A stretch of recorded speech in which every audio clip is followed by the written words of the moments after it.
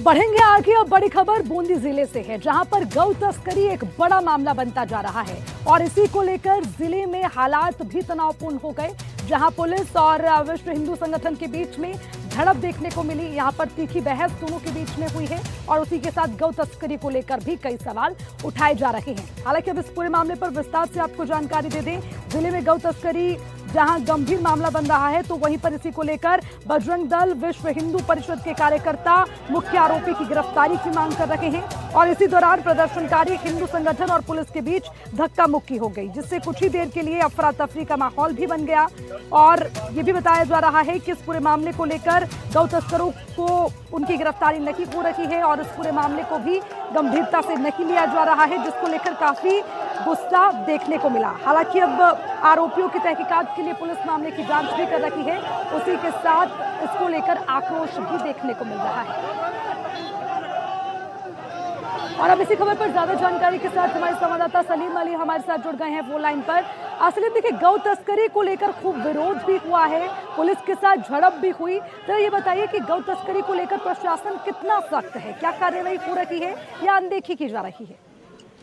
देखिए, मैं आपको बता दूं, ये बूंदी जिले के नेनवा इलाके का पूरा मामला है। 15 जनवरी के आसपास जो है गौ तस्करी का पूरा मामला सामने आया था, जब गौ भक्तों ने 20 के आसपास जो है गौवंशों को कंटेनर से जो है मुक्त करवाया था। उस घटना के बाद से जो गौ तस्कर फरार चल रहे थे, पुलिस ने कार्रवाई करते हुए यहाँ पर 2 गौ तस्करों को भी गिरफ्तार कर लिया था। लेकिन हिंदू संगठनों की मांग थी कि जो मुख्य गौ तस्कर है उसकी अभी तक गिरफ्तारी नहीं हो पाई है और उन्होंने चेतावनी भी दी थी कि जो है जब तक पकड़े नहीं जाते वो आंदोलन करेंगे। आज उसी के अनुरूप हिंदू संगठनों ने चेतावनी देने के साथ ही बड़ी संख्या में क्षेत्र के आसपास के जो हिंदू संगठन से जुड़े लोग थे वो प्रदर्शन करने के लिए पहुंचे। इस दौरान जो है नेनवा थाने के बाहर उनकी आप देख सकते हैं कि तस्वीरें में किस प्रकार से धक्का मुक्की करते हुए दिखाई दे रहे हैं। साफ तौर से आक्रोश है कि गौ तस्करी क्षेत्र में हो रही है, तो कहने के हिंदू संगठनों में लगातार आक्रोश है। पुलिस लगातार आश्वासन दे रही है कि जल्द ही जो है मुख्य गौ तस्करों को गिरफ्तार कर लिया जाएगा। जो गौ तस्कर को गिरफ्तार किए हैं 2, उनसे पूछताछ की जा रही है। लेकिन हिंदू संगठन के लोग लगातार नेनवा थाने के बाहर नारेबाजी कर रहे हैं, प्रदर्शन कर रहे हैं। हंगामे को देखते हुए अतिरिक्त पुलिस यहाँ पर तैनात की गई है। पुलिस के अधिकारी लगातार समझाइश कर रहे हैं। उनका कहना है कि तबीयत देकर जल्दी गौ भक्तों प्रदर्शन खत्म हो गया है या ये प्रदर्शन अभी भी जारी रहेगा, और अगर जारी रहेगा तो कब तक ये प्रदर्शन करते रहेंगे? देखिए, मौके पर जो हिंदू संगठन से जुड़े लोग हैं उच्च अधिकारियों को बुलाने की मांग कर रहे हैं। वहाँ डीवाईएसपी राजू लाल मीणा मौके पर मौजूद है, तमाम स्थानीय पुलिस मौके पर मौजूद है।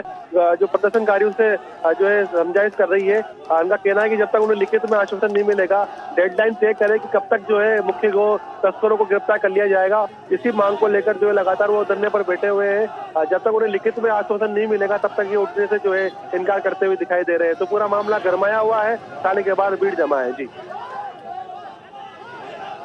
सलीम, आपसे ये भी जानना चाहेंगे कि क्या जो गौ तस्करी है उसको लेकर जो पहले मामले सामने आते रहे हैं उसको लेकर कोई कार्रवाई हुई है? क्योंकि आखिर कैसे लोगों में इतना रोष है, चाहे बजरंग दल की बात हो या विश्व हिंदू संगठन के कार्यकर्ता हो, आखिर अचानक इतना भड़क गए कि पुलिस के साथ ही झड़प करनी शुरू कर दी? देखिए, मैं आपको बता दूं, जब ये पूरा मामला सामने आया था तो उस दौरान पुलिस को पहले ही सूचना दे दी गई थी कि इस इलाके के अंदर एक कंटेनर गुजरेगा जहां पर उसमें गौ वंश की तस्करी हो सकती है। इसकी सूचना गौ भक्तों द्वारा दी गई थी, लेकिन पुलिस ने कोई कार्रवाई नहीं की। तो ये 15 जनवरी के आसपास पूरा घटनाक्रम हुआ। आक्रोशित लोगों ने वहां के वाहनों को आग लगा दी थी। पुलिस की ढिलाई बरती गई। उसके बाद से लगातार जो है पुलिस सिस्टम पर जो है गौ भक्त लगातार जो है आक्रोशित होते हुए दिखाई दे रहे हैं। इस क्षेत्र के अंदर पहले भी कई मामले सामने आ चुके हैं, लेकिन अब तक पुलिस जो है तो ठोस कार्रवाई नहीं कर पाई है। जो मेन तस्कर है वहां तक नहीं पहुंच पाई। बहुत बहुत शुक्रिया आपका इस खबर पर विस्तार से तमाम जानकारी के लिए। बढ़ेंगे आगे। अब इसी के साथ बड़ी खबर अजमेर से मिल रही है, जहां पुलिस की बड़ी कार्रवाई देखने को मिली है और ये कार्रवाई यहां पर की गई है स्पा सेंटर पर। आखिर क्या कमियां यहां पर रही है, क्यों पुलिस को यहां पर बड़ी कार्रवाई करनी पड़ी, सबसे पहले विस्तार से उसको जानकारी आपको दे दें। दरअसल ये स्पा सेंटर संदिग्ध तरीके से चलाया जा रहा था, जिसके बाद पुलिस की छापेमारी यहां देखने को मिली।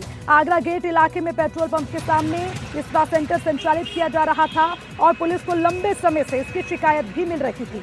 इसमें 4 युवतियां, 2 युवक हिरासत में लिए गए। स्पा सेंटर के बाहर ना तो कोई बोर्ड था और उसके बाद इसको लेकर लोगों की शिकायत भी पुलिस को मिली थी। दबिश के दौरान स्पा सेंटर में मौजूद गतिविधियों को संदिग्ध मानते हुए पुलिस ने तत्काल कार्रवाई को अंजाम दिया, जिसमें 4 युवतियां और 2 युवक हिरासत में लिए गए। और इसी खबर पर ज्यादा जानकारी के साथ पवन अटारिया हमारे संवाददाता फोन लाइन पर जुड़ गए हैं, उनसे भी अपडेट लेंगे। अब पवन, देखिए यहाँ बड़ी कार्रवाई पुलिस की ओर से देखने को मिली है। संदिग्ध स्पा सेंटर पर छापेमारी की गई, क्या क्या संदिग्ध चीजें यहाँ मिली हैं और कब से ये संचालित हो रहा था, कितने समय से शिकायत मिल रही थी, जरा पूरी जानकारी इस पर। जी देखिए, पुलिस सूत्रों के अनुसार ये जानकारी मिल रही है कि पिछले लंबे समय से यहाँ पर इस अनैतिक कार्य की शिकायत पुलिस को दी जा रही थी और आज सदर कोतवाली थाना पुलिस ने अपने मुखबिर तंत्र को मजबूत किया और यहाँ पर जिस तरीके से 4 लड़कियां और 2 लड़के कथित तौर पर स्पा के जो है काम में लगे हुए थे उनको डिटेन यहाँ पर किया है और 6 जो लोग हैं उनको थाने पुलिस ले गई है और वहाँ पर पूछताछ की जा रही है किस तरीके से स्पा का काम यहाँ पर अवैध रूप से किया जा रहा था और इसका मालिक कौन है।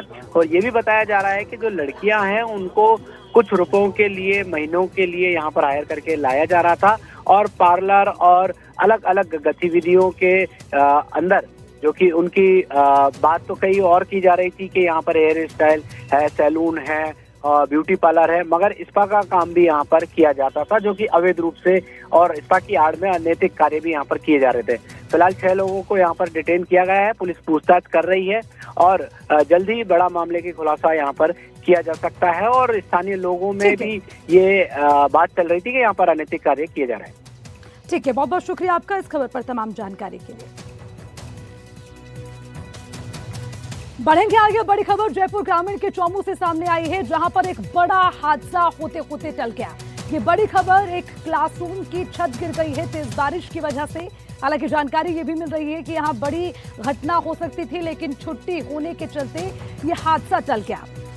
जयपुर ग्रामीण के चौमू में बारिश के दौरान क्लासरूम की छत गिर गई। राजकीय उच्च माध्यमिक विद्यालय की ये जो पूरा घटनाक्रम है वहां पर हुआ। छुट्टी होने की वजह से बड़ा हादसा टल गया। सिंगोद खुर्द गांव की घटना बताई जा रही है। दरअसल रविवार रात को बारिश हुई, जिसकी वजह से स्कूल भवन का एक कमरा अचानक से भरभराकर गिर पड़ा। मौके पर भारी मलबा फैल गया, फर्नीचर पूरी तरह से क्षतिग्रस्त हो गया और सोमवार को शिक्षा विभाग के अधिकारी और जनप्रतिनिधि मौके पर पहुंचे, हालात का जायजा लिया। प्रधानाचार्य सज्जन सिंह ने बताया है कि विद्यालय की 6 कक्षाएं जर्जर स्थिति में है। सुरक्षा के मद्देनजर इन कमरों में पढ़ाई बंद कर दी गई है और जल्द मरम्मत जरूरी है। हालांकि अब ये भी कहा जा सकता है कि अभी तक सिर्फ ये माना जा रहा है कि जो सुविधाएं हैं वो होनी चाहिए, लेकिन उसके लिए काम अभी तक नहीं हो पाया है। ज्यादा जानकारी के लिए हमारे संवाददाता हिमांशु हमारे साथ जुड़ गए हैं, उनसे ज्यादा अपडेट लेंगे। हिमांशु, यहाँ पर एक बड़ा हादसा होते होते टल गया, लेकिन यहाँ सुविधाओं का अभाव क्यों है और बच्चों की सुरक्षा को लेकर क्या किसी की कोई जिम्मेदारी नहीं है? इस पूरे घटनाक्रम के बाद क्या इस पर एक्शन हो रहा है आगे? जी बिल्कुल, सबसे पहले तो आपको बता दूं कि जयपुर ग्रामीण के चौमू का ये पूरा मामला है, जहां ग्राम सिंगोद खुर्द के अंदर एक राजकीय उच्च माध्यमिक विद्यालय की छत है वो गिर गई है। बारिश के दौरान जो कक्षा की छत है वो गिर गई है। गनीमत ये रही कि जो छुट्टी का दिन है वो होने के कारण जो बड़ा हादसा है वो टल गया। रविवार रात को जो मावट की बारिश है उसके बाद में स्कूल भवन का जो एक कमरा है वो भरभरा कर गिरा। फिलहाल जो मौके पर है वहाँ पर भारी मलबा है वो फैल गया है। नीचे जो फर्नीचर रखा हुआ था वो क्षतिग्रस्त हो गया है। जैसे ही सोमवार को शिक्षा विभाग के अधिकारी और जनप्रतिनिधि वहां मौके पर पहुंचे और हालात का जायजा लिया है।